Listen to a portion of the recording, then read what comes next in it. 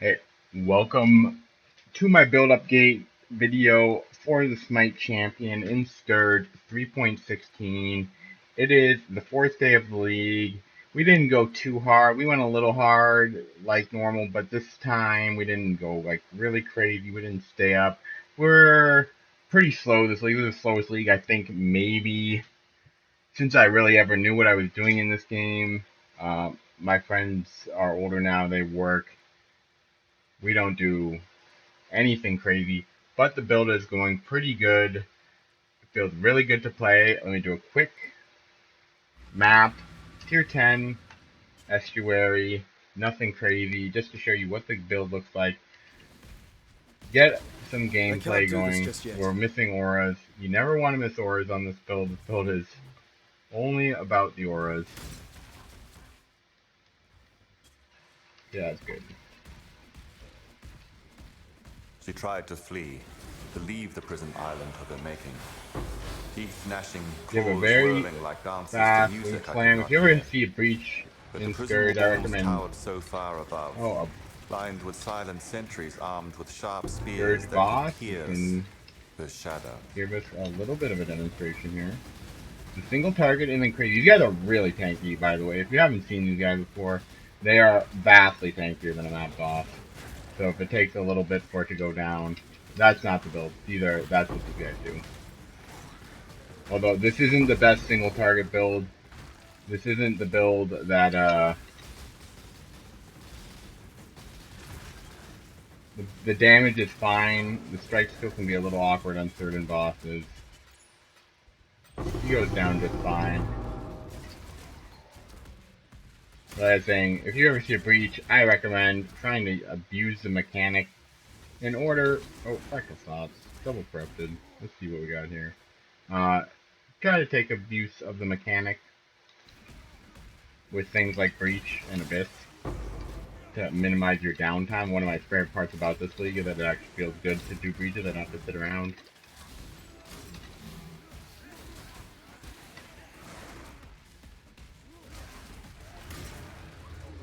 This build is really good for Scourge. You just pop your VMS every time you go in, and the VMS is so insane. You can see it at the top of our screen, it's 30k pretty much. And it's on such a perfect timer for this league. I almost never die in Scourge. People complain about how hard Scourge is. This build has some problems. Scourge is not one of them. It isn't the fastest Scourge playing build in open maps, but as you can see, the leaf slam is so fast that it feels pretty good to play.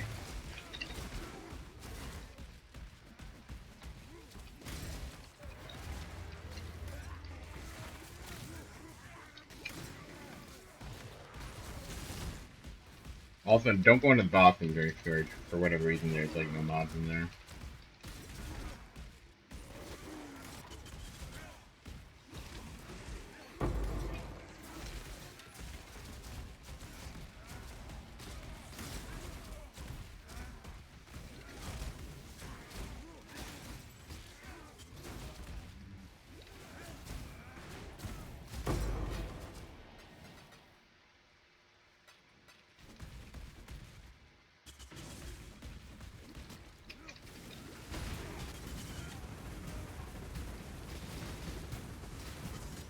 As you can see, the T10 map fast going down really easily. We probably want a little bit more single target overall on this build, and we want a little bit better gear. We can do 216s. I'm not really that big of a fan of pushing right now on this build. This build scales so well on levels and experience. I almost always push for super endgame stuff to make as much currency as possible, as quickly as possible. But this build scales so well, and I have a Mana Guardian waiting for me to help me push, hopefully delve or just go as crazy juice maps as possible. But so I don't really feel the need to push content super hard. We are currently doing 16 Conquerors, though. They're going pretty good. Poison Guy is not really fun on this build. I highly recommend this Pantheon. Get this build out as fast as you can. This is really good now.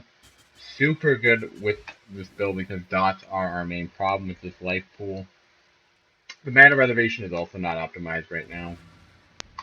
That's what a T10 map guy looks like. We can check out the gear. Some of it's pretty good, some of it's super not optimal. For the belt, and this using Darkness Enthroned, I think this belt is incredibly underrated early in the league. It gives you a mind-blowing amount of damage for, it was like 3C for the belt, and then like 1C for each jewel. And then I just threw it in the good old Krangler. Super easy to hit a good Krangle on these. This isn't even that good. I was trying to hit one with something better. Probably will. Uh, just regular pair of gloves. Getting flat to cold and fire on your gear is pretty good because it lets you use Trinity easier. Trinity is really easy to use on a lightning build if you don't know. Um, if you're using Fidelity to Spike, you'll have a bunch of flat lightning. See how it goes 1, 2, 44.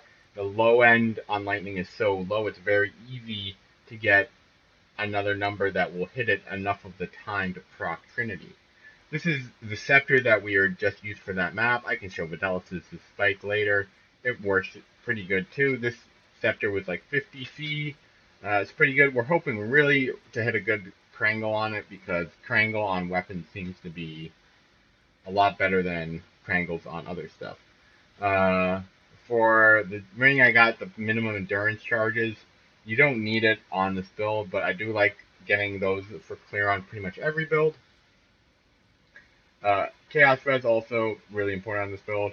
Just very normal. We are using this because of the ES and the adds extra life because we are going to be scaling hard into Energy Blade after this. This current iteration does not need Energy Blade at all. But when we are going to get Replica Soul Tether and go full into that with our Mana Guardian to push Delve, the build will look a little different. This is just more of a standard solo type setup, and the better setup eventually would probably be with Perseverance on the solo with something like Tempestuous Steel, something like Replica Tempestuous Steel. There's a bunch of options for the dual wield. There's a guy on the POB or on a PoE Ninja who has a really, really good Scion version, but he min-maxed it to a severe degree, and he also used something called March of the Legion, which I just cannot recommend adding another 4 buttons to this build. I think having to hit another 4 buttons on top of your flask macro, even for someone like me who plays hardcore, usually I put stuff on self-cast all the time that I want to use at certain times, like my guard skill and other things that people try to automate in software. I have it on regular cast and hardcore. Even for me, playing my Warcry Berserker in hardcore, I cannot recommend it adding any more buttons to this build. That's why we're not using March of the Legion. Boots are just life and resist. You don't even need move speed on this build because you leap slam so incredibly fast. I can't do this just yet. I don't have faster attacks on my leap slam or anything. Um, on the rings, we got really lucky. I don't say accidentally, but we got a harvest slam like day 2 of the league and slam the 50 decks. So that ring is pretty good. This is probably our best piece of gear. This amulet. This amulet I got for the transition to Energy Blades.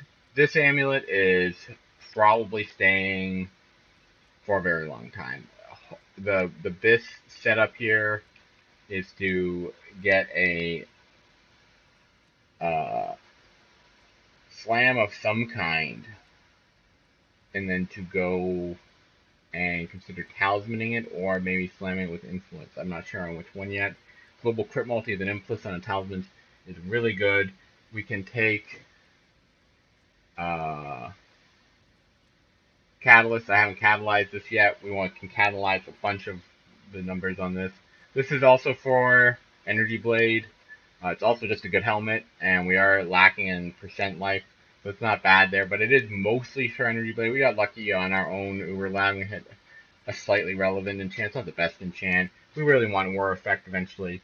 Prism Guardian up with the reservation when I needed it. I don't need it now. I don't want to say too lazy, but I haven't found the right rare shield to replace this yet with, and it does do enough by itself. to be to keep around. Um, Getting the weird shield that gives aura effect and stuff, and the life percent regen when you block. I can't remember how to say it. It's a really weird shield. We want a rare shield with aura effect and reservation. This 30% increased reservation efficiency is much worse. Much worse than this item used to be. That's why we probably want to get rid of it eventually, but we all are also having a bit of a reservation issue right now. Not super hard, but more that, not that we can't play the game, but more that getting our aura set up optimally would be a huge power increase.